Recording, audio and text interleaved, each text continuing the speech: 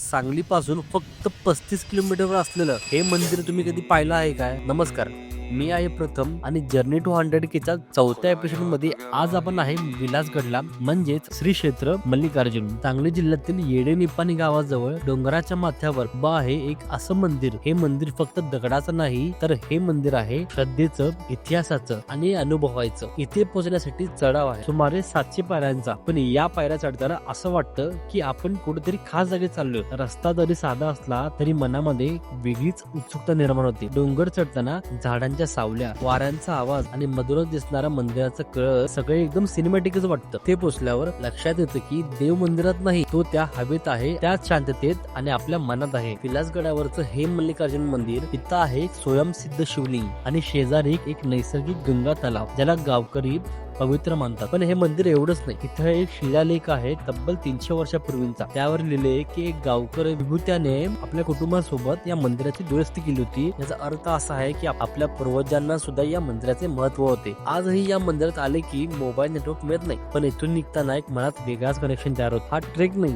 हा एक अनुभव आहे. आपल्या जर्नी टू 100 हा चौथा टप्पा आहे. पण खरं सांगायचं झालं ना, तर हा टप्पा फक्त नंबरसाठी नाही, तर हा आहे आठवणींचा. भेटू आपण आता पुढच्या एपिसोड मध्ये.